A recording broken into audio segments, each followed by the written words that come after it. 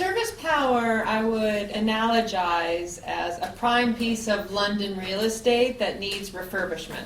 What I mean by that is this is a company that started approximately 20 years ago in the software business.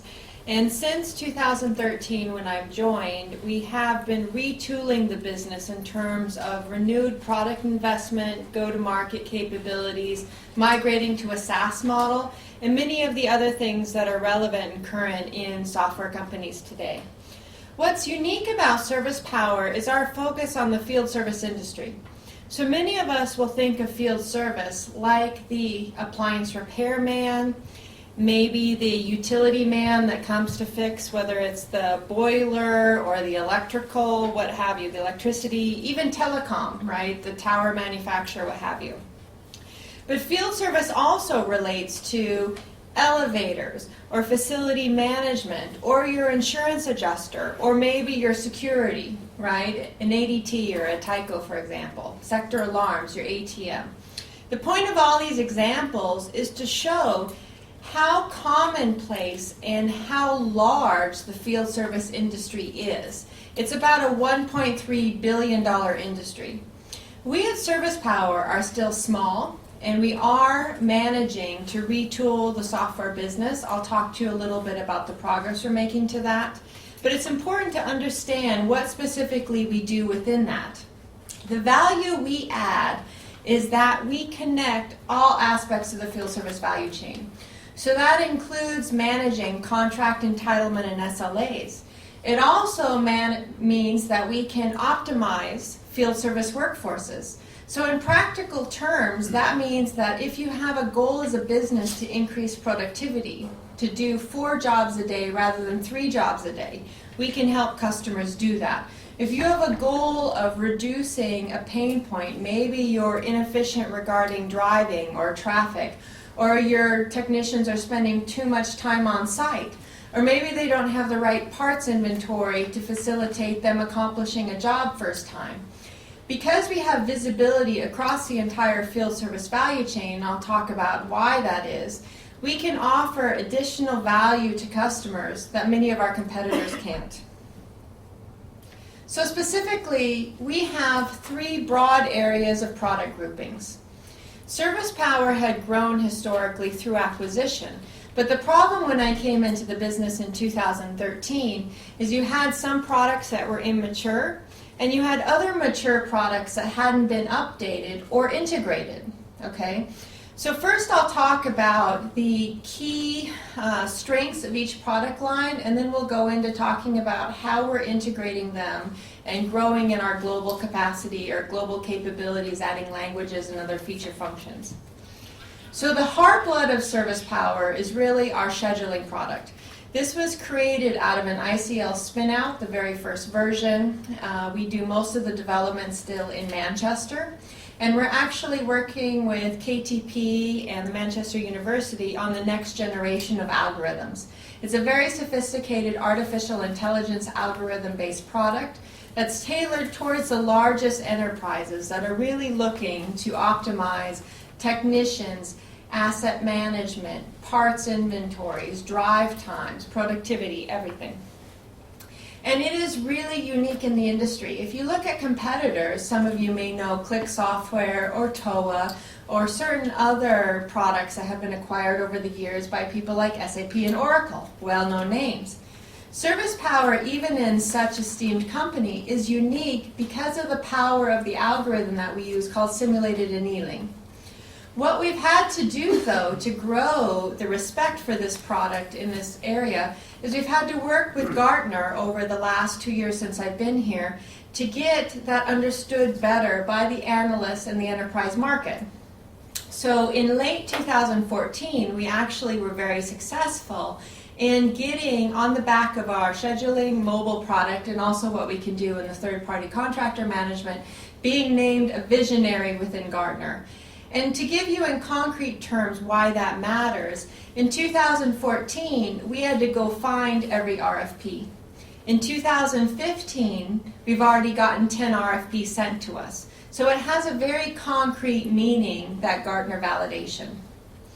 The mobility product, when I came into Servicepower in January 2013, we didn't have a mobility product, but yet we're doing field service, i.e. in the field.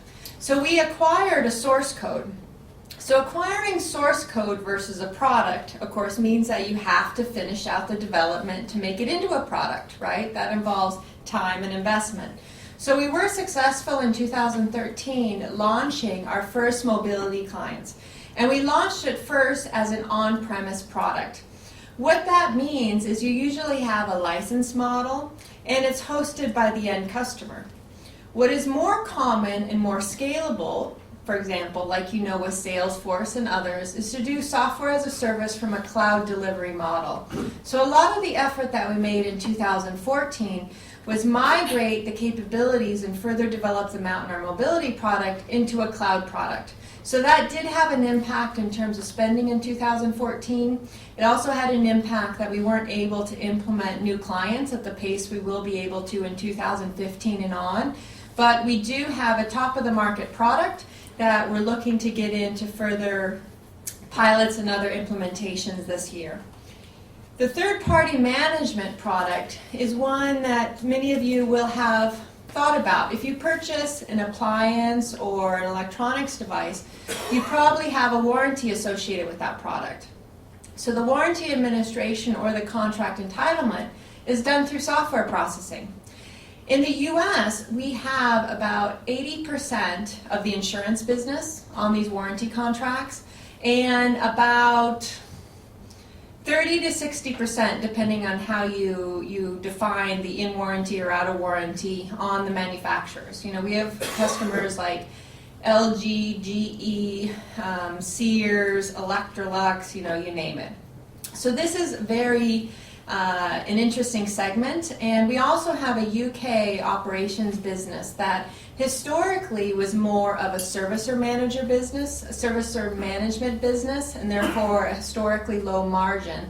But we're actually working to take some of the experience from the US and migrate to more of a software model. So that will take some time, and we're about halfway through that, but it is something that will ultimately pull up the margin.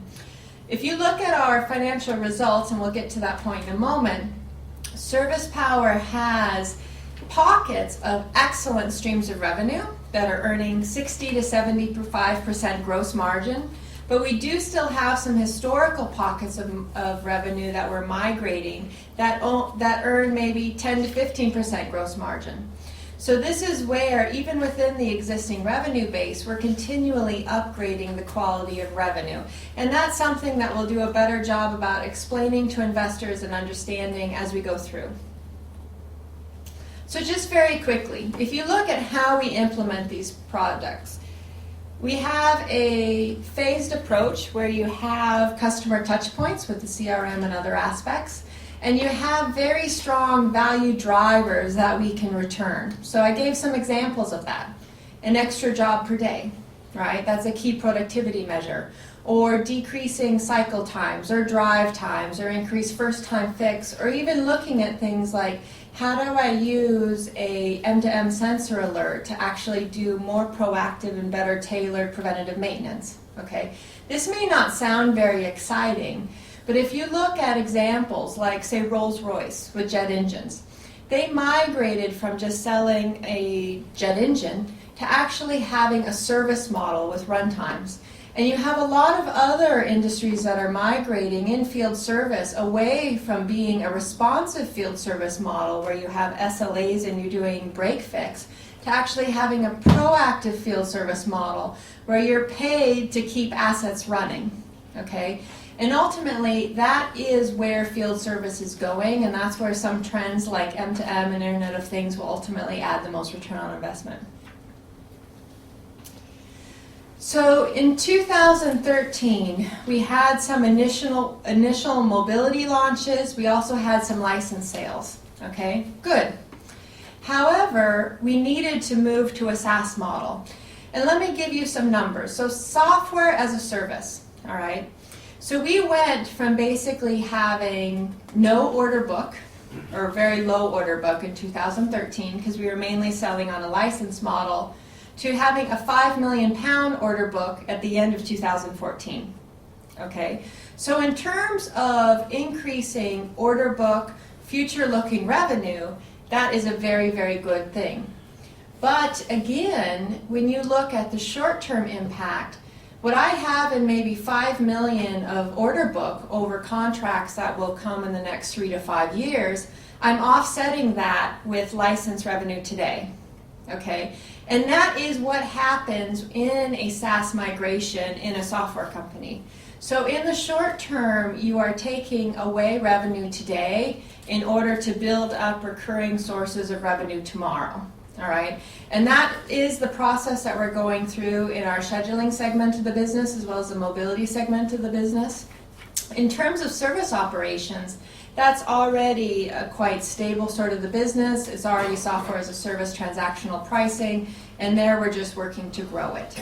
So one of the areas that we are looking to educate mainly the retail market is how you can look at Servicepower in different ways regarding the streams of revenue, the order book, and the health of the revenue going forward. Because at this time, we're actually trading in terms of a share price at less than one-time recurring revenue, right? So we have very stable and growing recurring revenue streams. But again, that doesn't seem well understood by the market at this time. And ultimately, it's our job as a company to make sure that we're doing a better job in the retail market of communicating some of these aspects. As we are doing more SaaS revenue, as we are migrating to more software versus service or managed service contracts, we are going to be able to also pull up the gross margin. When I get to a next slide, you'll see that we have about £3 million of historical revenue that was won in the years 2009 to 2012 or so, that is making about a 10 to 15% gross margin, right? If that £3 million of revenue that's within our 2014 figures had been earning, say, a 50% gross margin, we'd already be making a profit. So this is where we need to be moving and substituting the revenue within even a flat top line. Okay, we're going to grow, but even if you look at a flat top line, as we migrate the quality of revenue, Servicepower starts to earn a profit, right?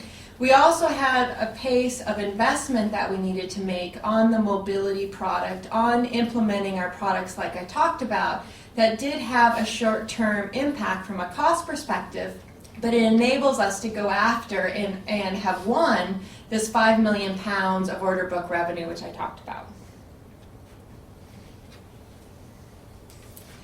So here, we have, again, the two broad segments. All right, service scheduling includes the mobility segment. Right now, it's broadly flat year on year, but we actually have won a lot of customers in 2014 that we made the investments to be able to roll out and recognize revenue in 2015.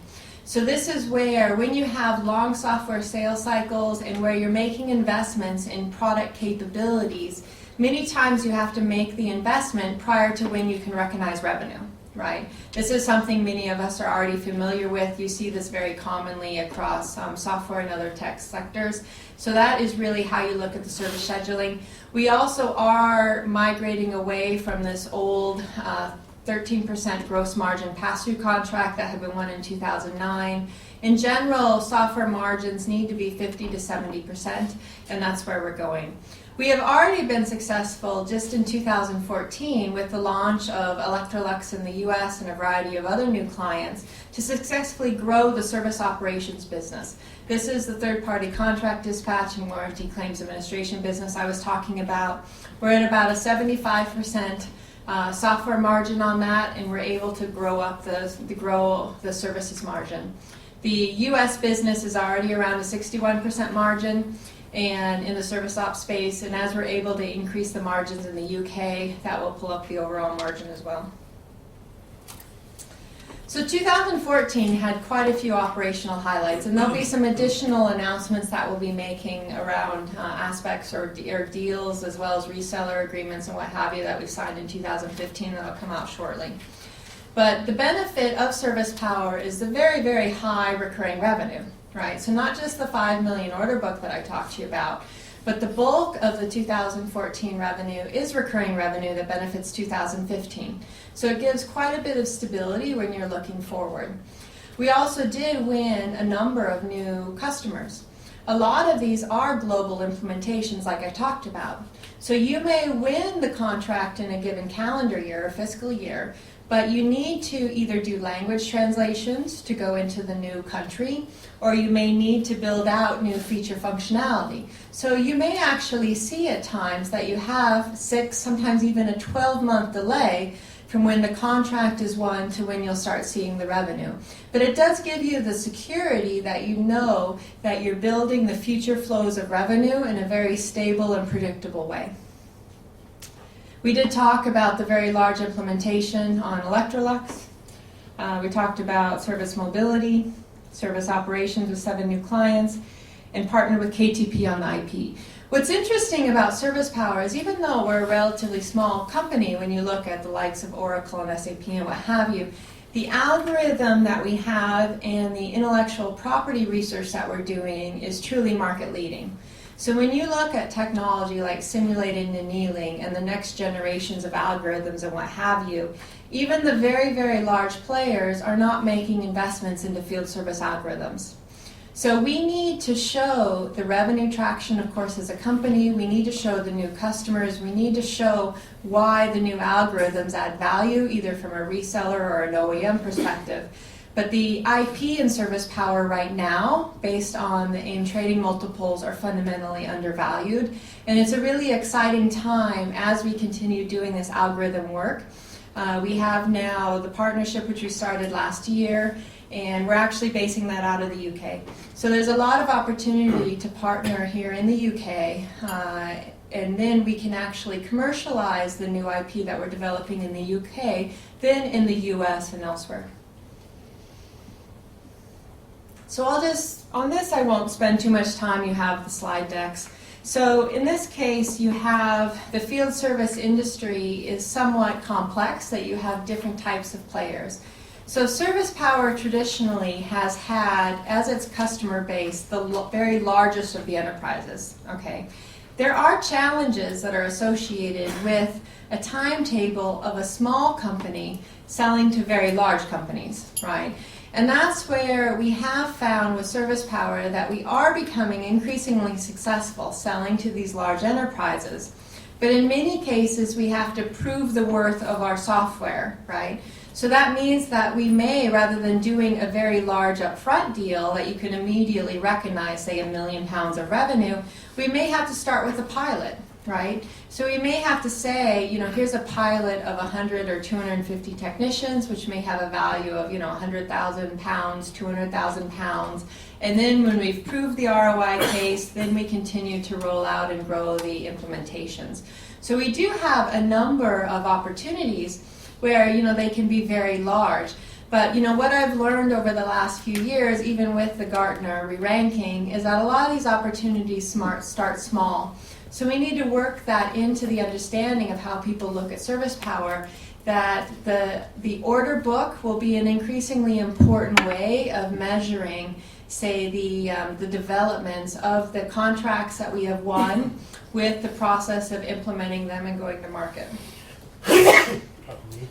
I won't spend too much time with this, but this is talking about how we're integrating the products and building more of a unified platform.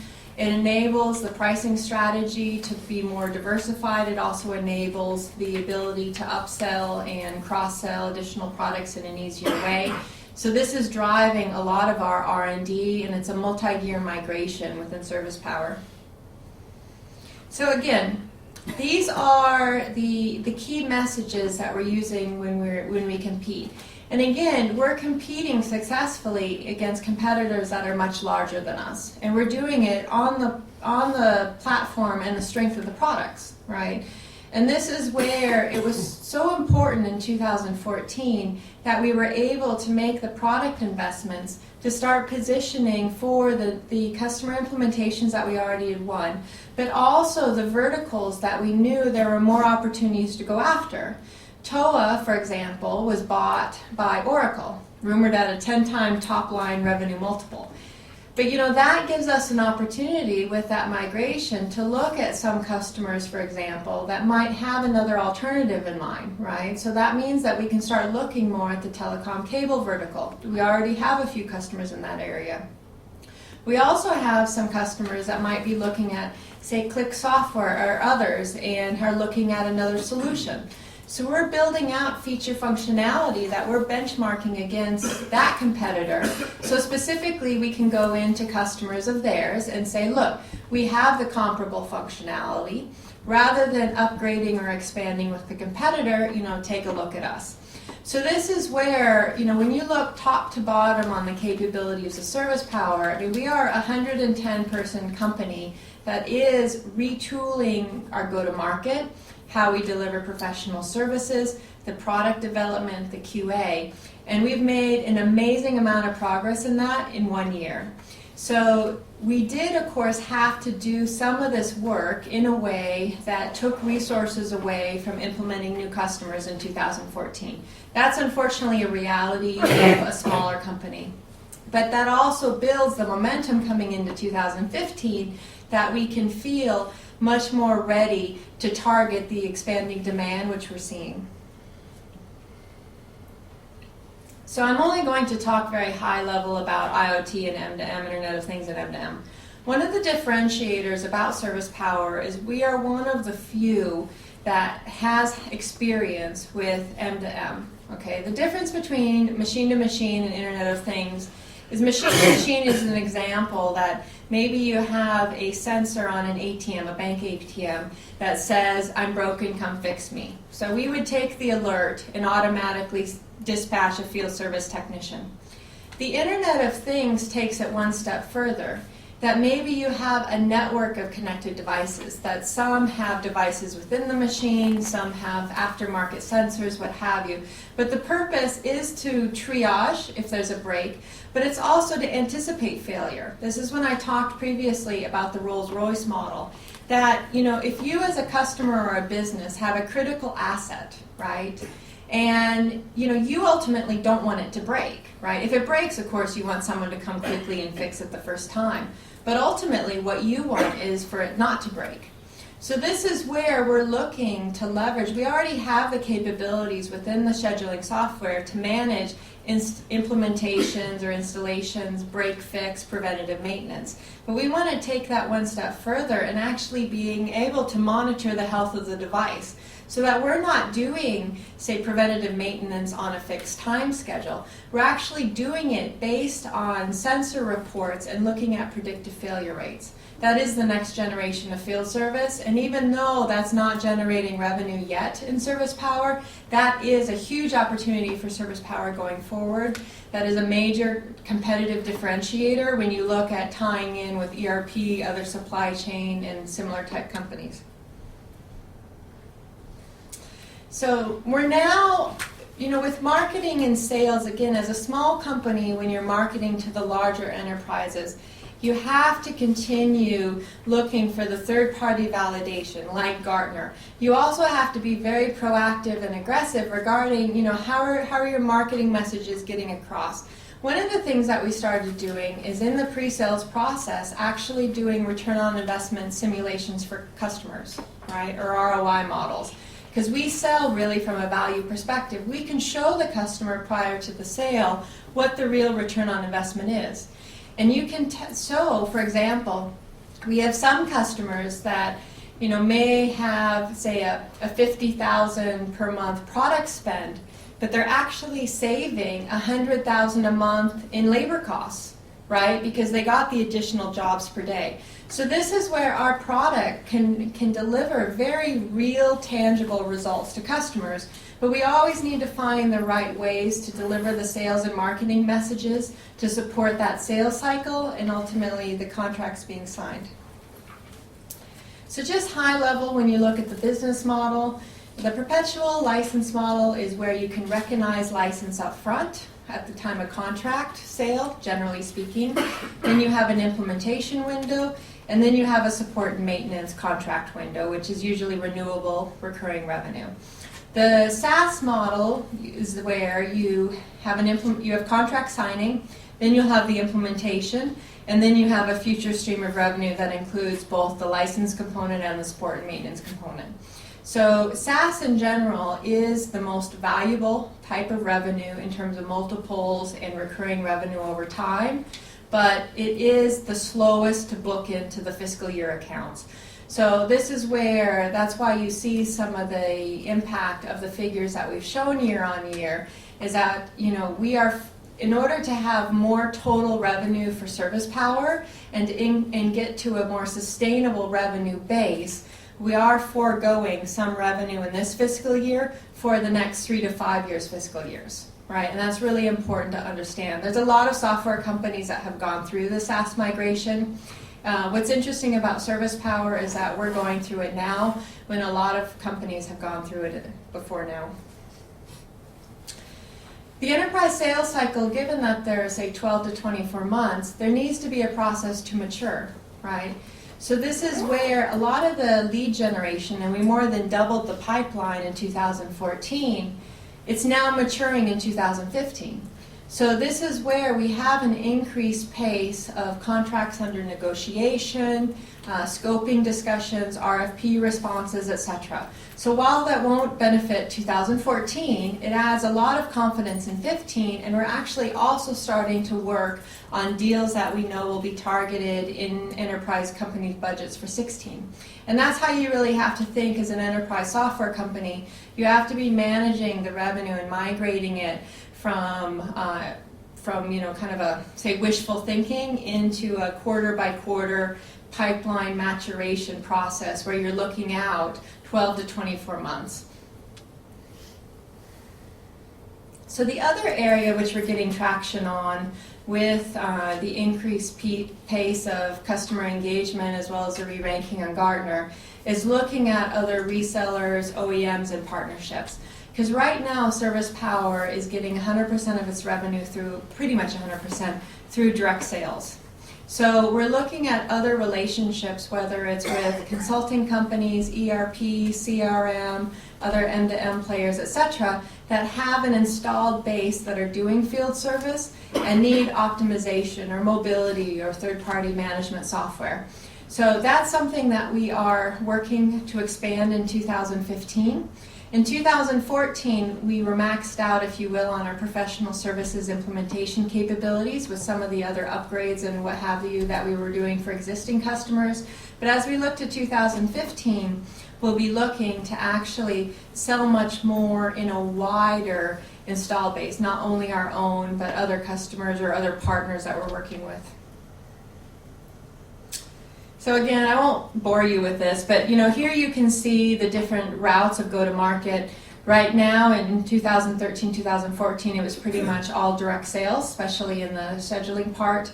We're going to be looking to do more referral partners as well as looking at system integrations and OEMs. The value-added resellers will also look at that, but that'll probably be a 2016 item.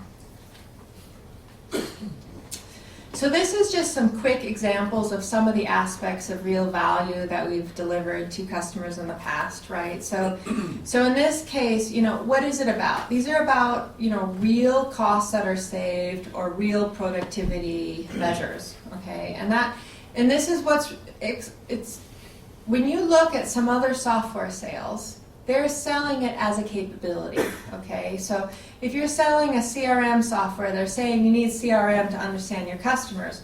But if you ask, what is the real return on investment of a CRM, you're going to get estimates of efficiency and synergies and things like that, but it's going to be very hard to give a concrete metric. When we sell and with customers, we have concrete metrics that we're selling against and that we can be tracked against. And that's why overall we have 100% client retention. Okay, our product is extremely sticky. What we're working at, of course, is getting into more customers. And we also have to be adding in different languages. If we're going to globalize, we can't just have English in our application, right? I mean, we need to have, we launch with German, and we're going to have French, Spanish, etc., etc., etc. So all of this is how we can bring out what we're doing today to a wider body of customers. But as you can see from the slide, we have a number of great customers that are already validating the strength of our products, and that's a great place to be as a company. So if you look at the outlook going forward, we have a more mature and stronger pipeline going into 2015. We have more opportunities under negotiation. We also have a £5 million order book that we were able to build in 2014. We've strengthened the management team. There were some people that we needed some key functional people to come in that had the experience, largely from our competitors, growing up aspects of the business, right? So key salespeople that had come from competitors, someone to lead our professional services group into the next generation who had built up one of our competitors' professional services group, someone to lead partners, things like that. Also, we're adding additional systems and efficiencies, and we've hired more developers and QA people and what have you. All of this is necessary to take my analogy from the start. We are this great London townhouse that is now being refurbished, and we needed to do that in 2014 so that we could continue to scale the business on a sustainable basis, right? Because it's not a matter of being able to grow one year. We have to transition the business where we can grow steadily over a repeated period. But we're well on the way with the investment that we made in our global platform. We're positioned for strong performance in 2015, and that has been recognized and already having a positive impact in terms of additional market awareness and RFP with the Gartner re-ranking to be kind of the leading visionary in that quadrant.